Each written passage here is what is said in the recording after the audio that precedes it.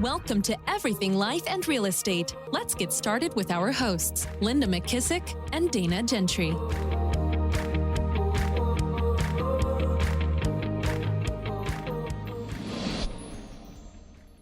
Hi, everyone. Welcome to Everything Life and Real Estate. I'm Linda McKissack. And I'm Dana Gentry. Hey, Dana, I feel like it's been forever. I know, I do too. I feel like the last week I was in like 5 different states. It just went by so fast. It was wild. How's the beach been? I saw you were with Jean. Yes, she's so fun. She is crazy like me. She's so pretty. Like, I don't know how old pretty. she is, and you don't have to like say if you know, but she looks great.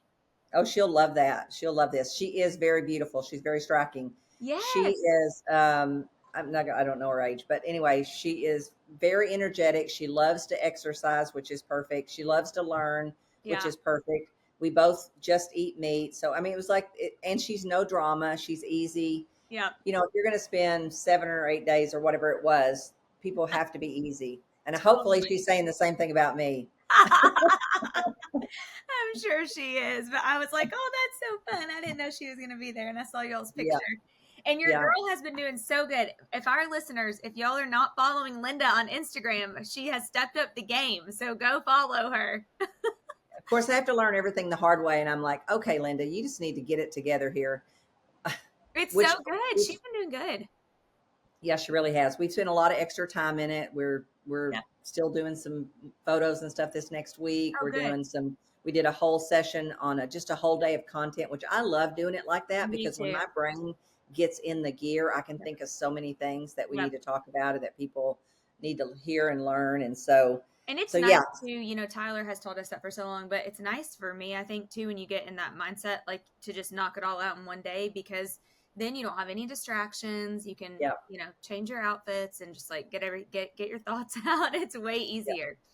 Well, and you don't get sidetracked, like, you know, switching from one topic to another, or, I got to take this call and now I got to go back and think, where were we and what do I need to talk about? What have I already talked about? It's just so much better. And I've heard it for years, but sometimes just blocking off a whole day or half a day even is kind of hard, but that is definitely the way to do it. So anybody who's out there going to do videos and, you know, build your brand this year, you got to just batch it.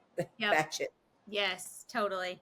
Well, that actually kind of goes into, we decided today we're going to do a catch-up episode. So like things we've been doing, reading, listening, what we're into, you know, all those types of things. And I had a little list, and I know you've been listening to a really good book too, and we've both been doing some fun things. So our listeners always love this one. So we thought we'd do a catch-up.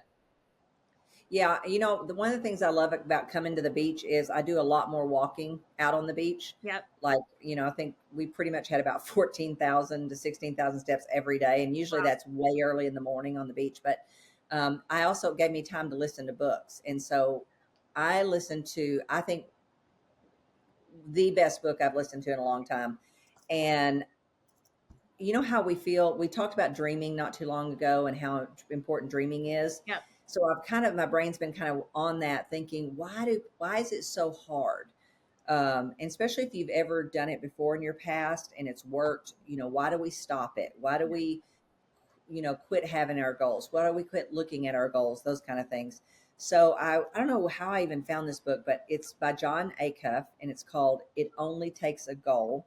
Oh, okay. I've never heard of it. I love a new book. So good. I love him, and I had gotten off of him for years. I don't even remember. I love him too. I can't remember which book I fell in love with originally. He originally started with Dave Ramsey. Yeah. That's how I met him. I was doing Dave Ramsey's entrepreneurship, and he was one of their speakers, and I just started reading some of his books. But anyway, this book really hit home because it talked about, you know, and, you know, I've always said this. I keep saying to you, when we start with why, I just freeze. I can't do it. And everybody wants you to do that. And everybody says that's how you should do it. And I think I've told you before that one of my freeing moments was when I heard Dan Sullivan say, no, you just get busy and you don't worry.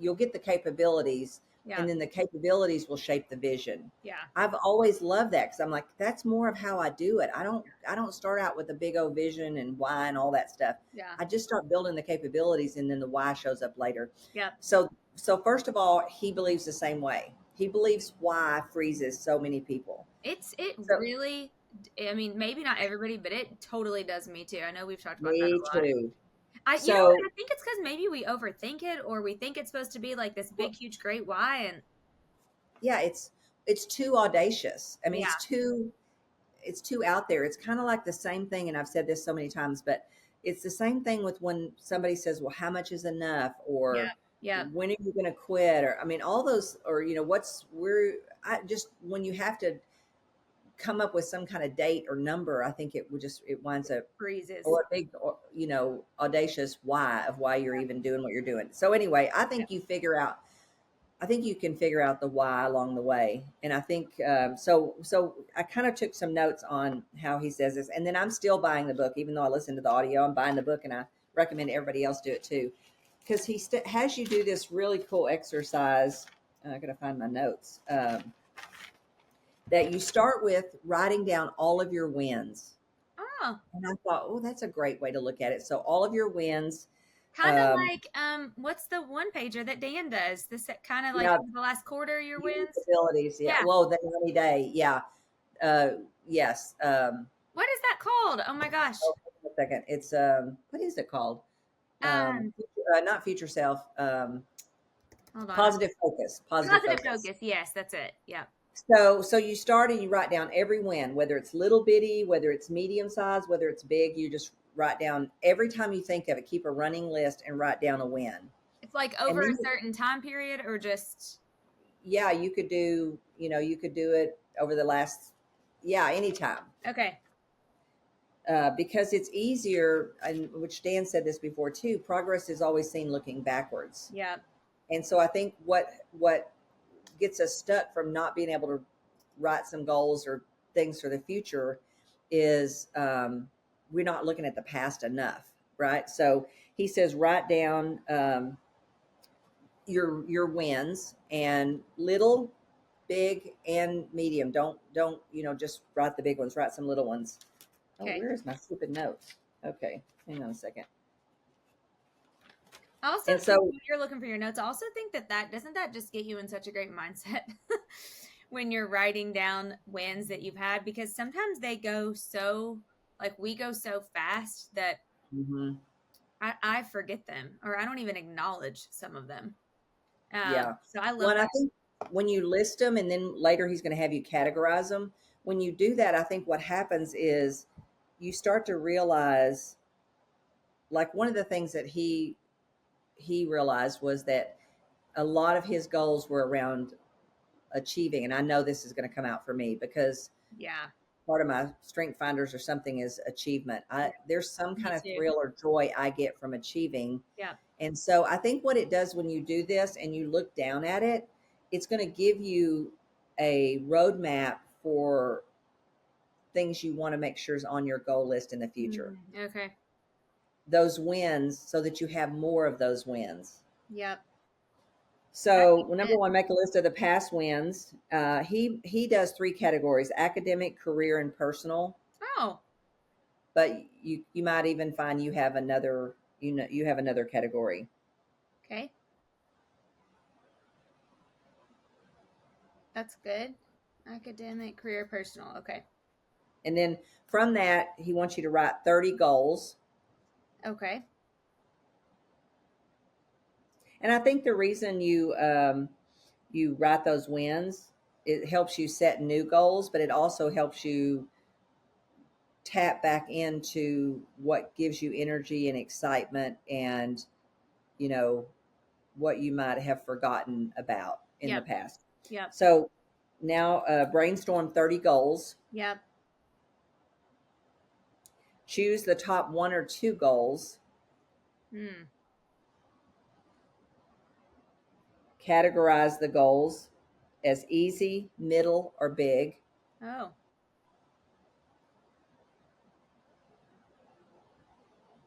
Hmm. So then he talks about, like over the next 30 days, do this. Week one, write your wow goal. What's the one wow goal that you want to accomplish? Back into it through steps that you need to take to get there. Mm-hmm. and then create a scorecard. Oh He yeah. said that people love to play games, and Yep. if you can make something a game, you're more inclined to take action on the steps you need to take action on. We've talked about that before. That's so true. Yeah. So, and then he said the second week, take your first easy and middle action and build some momentum. Yep. Because sometimes I think, and I know I do this too, you think about the whole big goal instead Yeah. of just what's one step, this Yep. one step that I, so, because he said it's the little wins that's going to give you momentum to keep going. Yep. Yep. So true. Love that. The third week, he said add habit stacking and focus on daily micro wins. Just what's a tiny progress that you made towards Yep. that goal. And then the fourth week, you want to review your progress, refine your plan, and celebrate any wins that you've had. Mm. Back to the celebrating. Yeah. Yeah. Oh, there's that. Instead of living in the gap about it. Yep. Yep. Love that. Oh, I can't wait to read this book. It's so good. I'm going to re-listen to it and I'm going to reread it too, because there were so many, just little aha moments in there of, some of the reasons we get stuck and Yeah. some of the reasons that the way everybody else tells us to do it really might not work for everybody. So, have you already made your list? Did you find it easier or hard to come up with big goals? Well, I haven't gotten that far yet. Right Okay. now, I'm keeping a running list. Okay. Part of what I'm going to do on the plane today when I head back home is make my list of wins, uh, and um, and then start looking for a pattern or a category that is more motivating to me than others. So maybe we'll make progress as we do this. We'll keep kind of Yeah. filling people in on where we are on the progress. I've made the outline so far. Yep. Actually, what I did is I went into Chat GPT and had it write me a worksheet for it. Love it. Yeah, So smart. it's so good. So we need to figure out how to get him on the podcast. Yes. I think this topic is so big. I think it's going to answer so many questions people about how do I get unstuck? How do I get motivated? How do I get momentum? Yeah. You know how I wonder if I feel like Chad Johnson, who runs High Capacity, knows him. We'll have to ask him. I'll have to ask him. Oh, okay. Yeah, that's good. Yeah, I'm surely we know somebody that knows him. Yeah, surely. And Yeah, maybe John.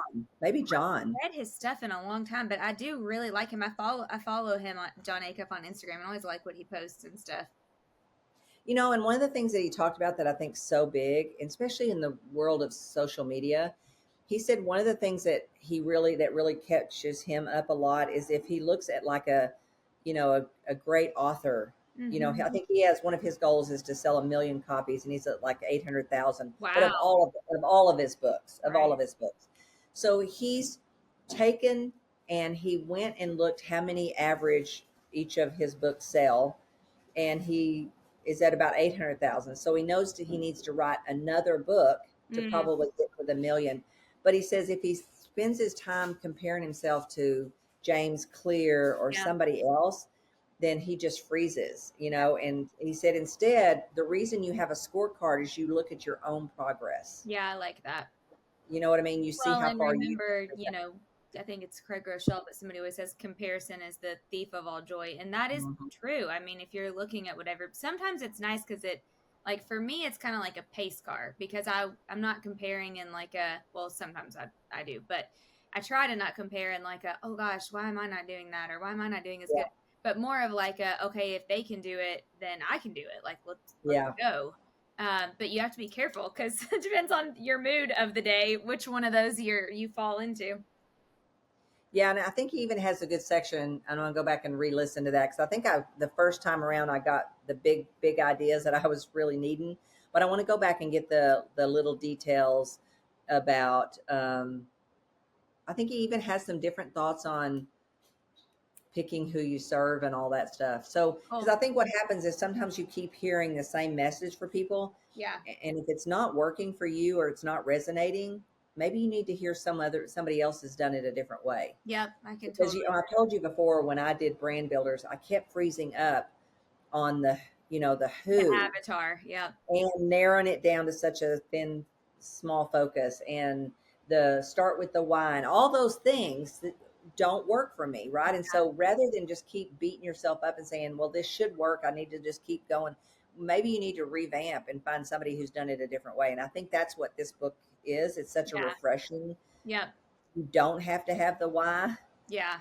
Um, and I think the why comes out in it later. I'll have to go back and see if he revisits that at the end of the book. But it's awesome. It's probably one of the best books I've read in a long time. I love it. Well, I can't wait to. It's right up there with Mel Robbins' "Let Them." Yeah, life changing. Then, wow.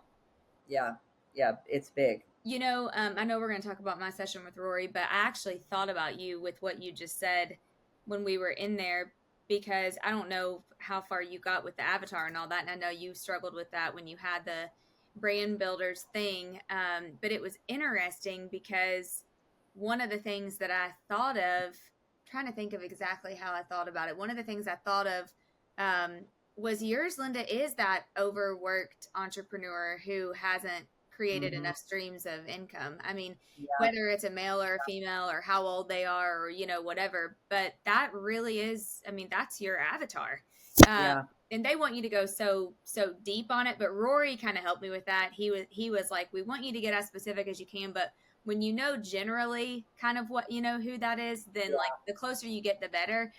But everything that you teach and mentor, like it really is for that overworked entrepreneur. Because one thing I talked to him about was, for mine, it's the semi-successful midlife, like 30s to 40s.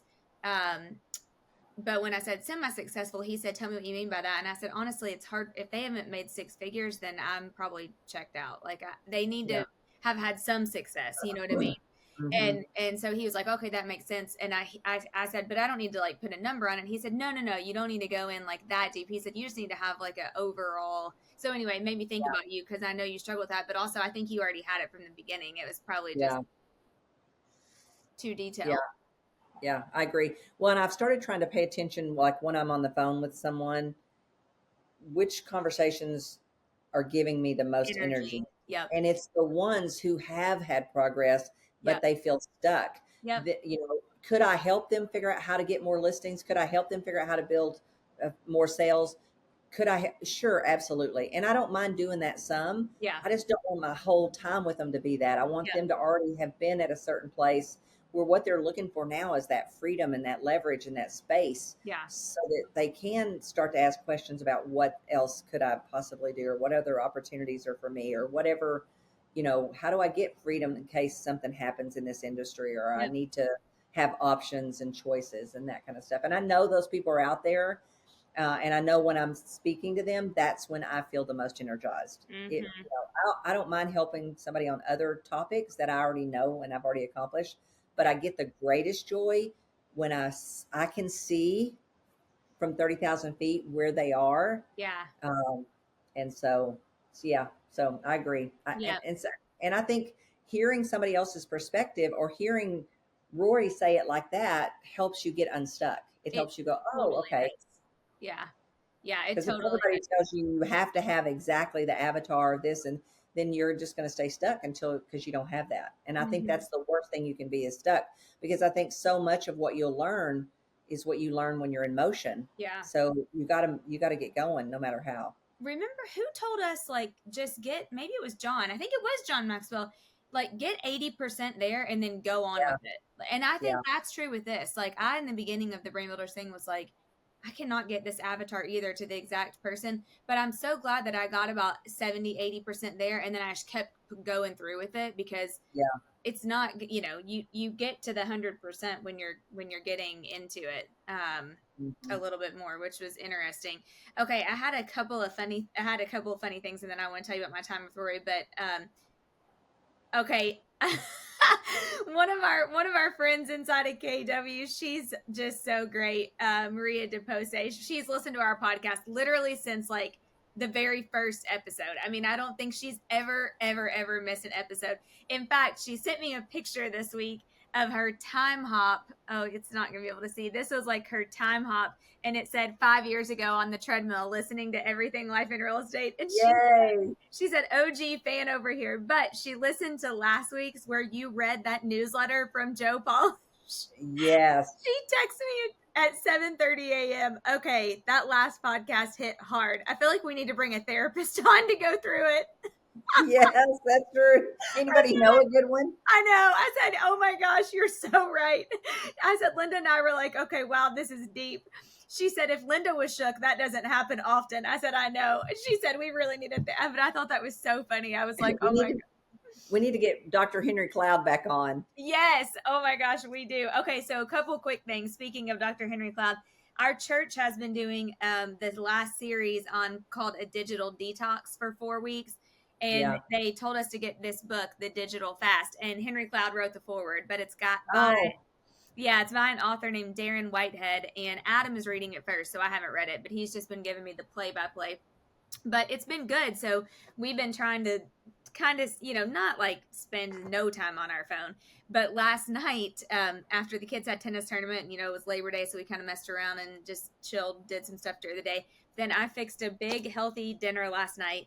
And we did no phones, and we all sat at the table, and I went and found these Maxwell leadership table questions.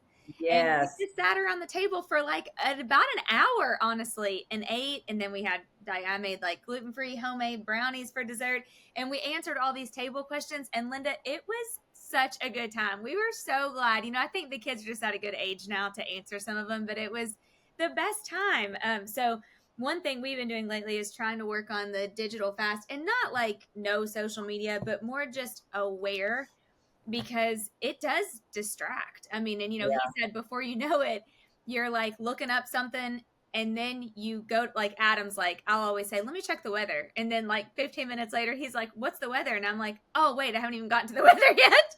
No. And I just said this with Jean last week. I said, here's the problem. And this is so true with anything.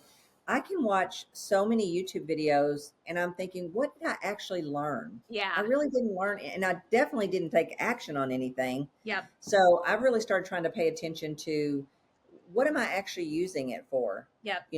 And because I truly believe most of the time we already know the answers we need. We're just not taking action on it. So what we need to learn or be studying is what's keeping us from taking action. Yeah, totally agree. What do we need to do to take action? Yep. So I've been thinking the same thing with stuff lately, because I think YouTube videos are great, but they keep me from reading books. Yeah.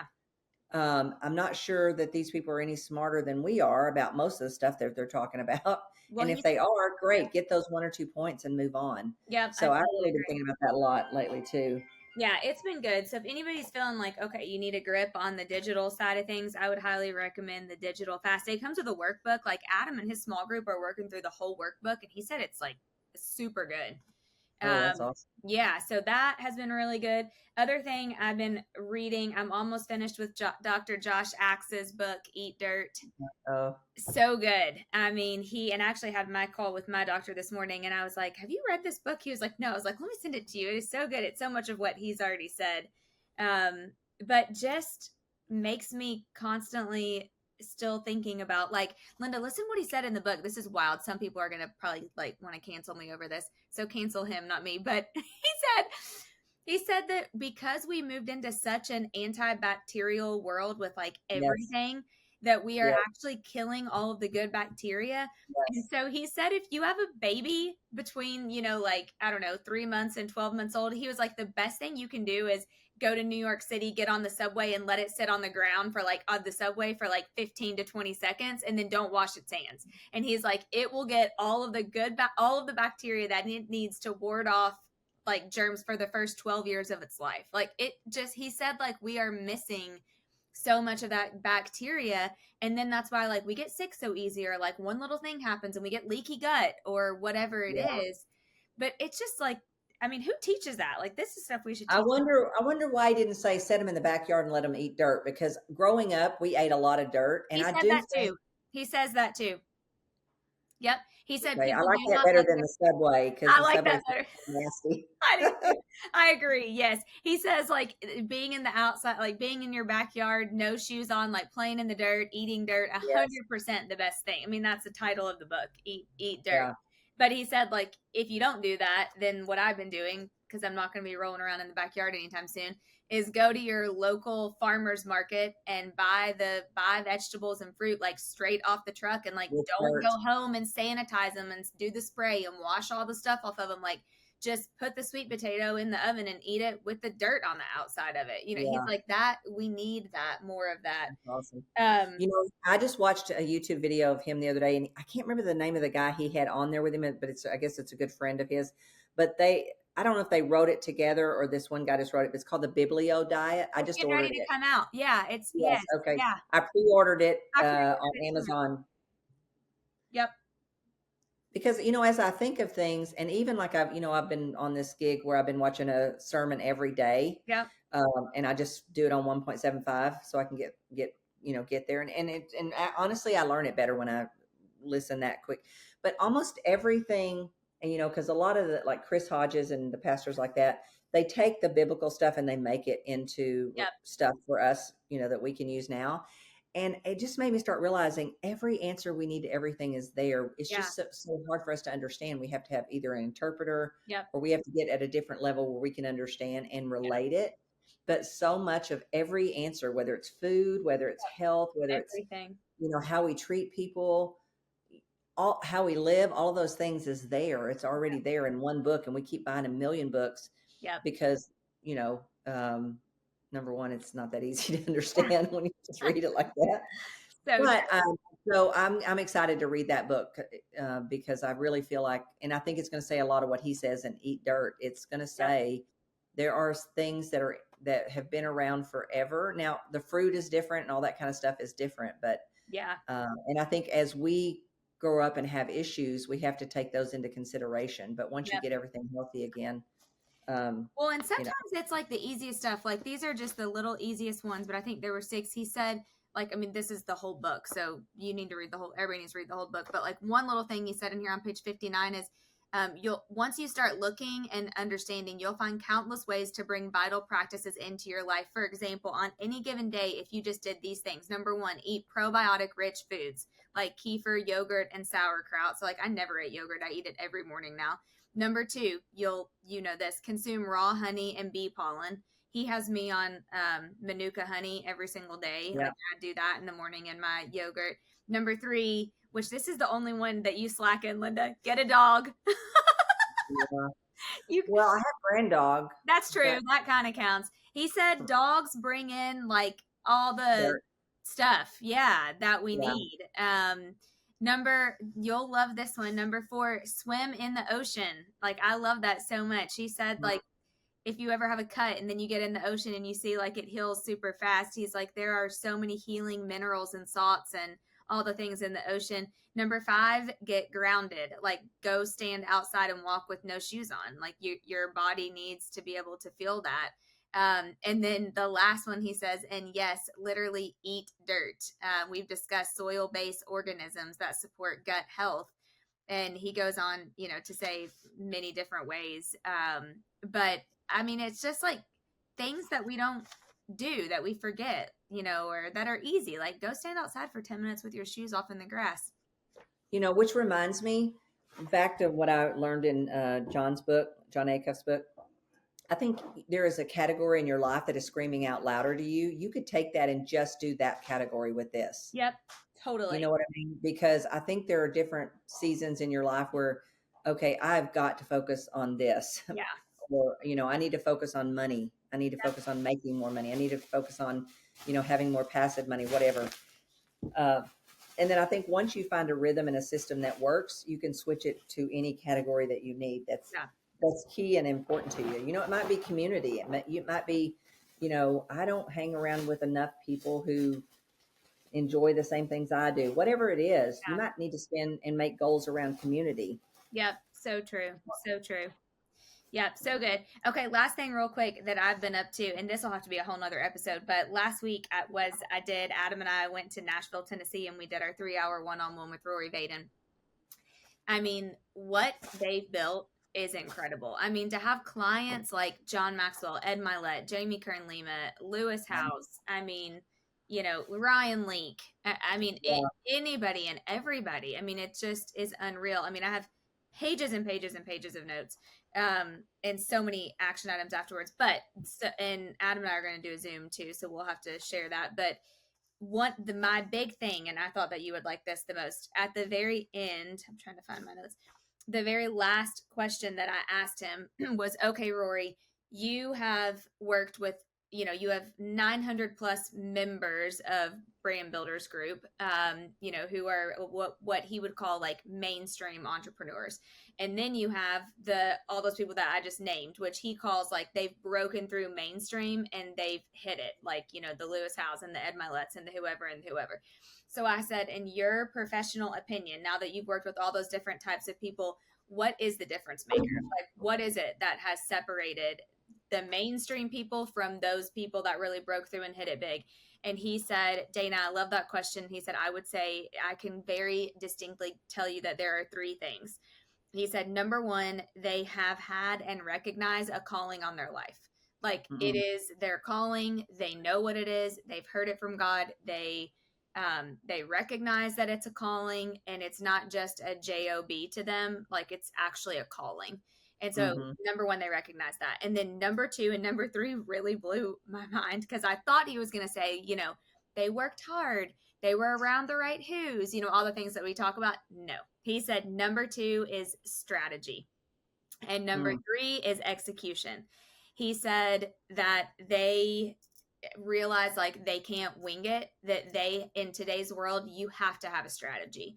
And he said, even if they are wingers, or like he gave as an example, Amy Porterfield, because he knows I have a girl crush on her, who wrote 2 Weeks Notice, he said she is the most introverted, shy, like not out there, bubbly, Miss Personality type person. Yeah. But she knew she had a calling, and in order to make a difference, he said she had to have a strategy and then execute on the strategy. And he said every one of those people that move from mainstream to like next level 8-9 figure success, he said they are figuring out whatever the strategy is, and then they're executing on the strategy, and they're not winging it, which I'm a winger. So is he calling the strategy the vehicle they use? Because I know with Amy, she does like I think she does she do courses? I can't remember. Yeah, actually, I met Amy, remember years ago when I did the Michael Hyatt thing, there was only like 6 or 8 of us there. She was actually there. Yes. And so was Stu McLaren, I think, at the time. Yep, I remember you saying that. She lived in San Diego then. Now she lives in Nashville. Yep. He said he actually had her send me a video afterwards. It was so not like she just like did a self video, and she's like, I heard you had a great session with Rory. I'm so glad my book changed it. Like, it was so, I was like, I fangirled out. I was like, okay, this is great. But he said that they're figuring out whatever the strategy is for them. So they're either working with an expert to come up with the strategy, they're taking the time to slow down and actually build out the strategy, but they are not winging it and like constantly flipping from one thing to another. They have a strategy, and then they are executing on the strategy. So he said that the strategy can change based off of what you're trying to do. So like if you're trying to build, a big online community, then you would need to go find the expert who's done that, learn their strategy, follow the strategy, and then execute on it. If you're trying to write a, USA Today or New York Times bestseller, find the strategy, make it work for you, make the strategy for you, execute on the strategy, and then go do it. He just said that it's all about strategy and execution, because he said, he said, if I had to give a fourth one, I would say like get around the people who are doing it, who are on the climb, which I feel like you and I are both already good at that. But he said that a lot of times it's like people will get around those people and they'll hear those things and they want to do those things, but they do not come up with a strategy and execute on the strategy. And he said, I could name every one of those people that you just named, the Eds, the Lewises, the Ryan Leaks. Like he said, I think this is fine to say, it's probably public, but he said, Ryan wrote 2 books, never hit a bestseller list, was doing public speaking, charging $10K a keynote, which was, fine. But then he said over the last 2 years, he hired someone, built a strategy, followed the strategy, executed the strategy, and then How to Work with Complicated People just hit the New York Times bestseller list, and his keynotes went from $10K to $50K a keynote. And he said the only difference is that he built a strategy and executed on the strategy. So I was just like, oh, there goes my winging it. He said sometimes, though, that it's good because he was like, Dana, you're like a fourth quarter. What did he say? Like, give you the ball in the fourth quarter and you're going to win the game, or like give a project at the last minute and it's going to be the best. You're going to knock it out of the park. And he's like, there's nothing wrong with that. It's gotten you to where you are. But he said to break through that she-hands wall or whatever you call it, which we would say, like, he said, you have to have the strategy and execute on the strategy. You can't just like get the ball in the fourth quarter and, win the game. And I was like, that's what I needed to hear. Yeah. Oh gosh. Hey, that was worth the whole trip. What I want to know is how in the world did Adam ooch in on your contest? I know. And did he ask too many questions in your opinion? No, Adam had some rules going into the meeting that Dana laid down on the way there. I'm thinking, wait a minute, what's Adam doing in that picture? I know. Oh. I asked him if I could bring Adam, and he was like, absolutely. But Adam made up for it because he upgraded us to like this super duper suite at the one hotel, and it was amazing. And Linda, when I got in, because Adam got there before me, because I came from Kentucky and he came from Charleston. And when I got there, I got into the room, which I didn't know he upgraded us. And right on the table, he had a box of $5 donuts. Oh yeah, he's a winner. He's a keeper. I was like, oh, good job, honey. That was good. Hey, he knows. Hey, I'm getting to ooch in on this great appointment. I'm going to butter this girl up. That's awesome. I know. It was so funny, but it was great. I mean, it was so good. But it starts with what you started with.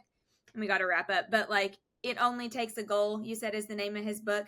That's where he said, like, know what your calling is, set what the goal is around it, and then get the strategy and execute and clear the distractions around you. Well, and I think a lot of people, and maybe this is a whole nother episode, can get lost on when you say know what your calling is. Yeah. That's why I think going back and looking at your wins and looking at what God has given you already in your journey, He's not given you that for any other reason but to serve you in the future and serve others in the future. Yeah. So the clues are there. And I think you start there, whether you end up there or not, and then you let that journey see where it takes you. Yeah. Right. And I think we try to have too many things figured out on the front end when we don't really need all that much figured out. Let's just get to moving on what you feel like is what you have to offer.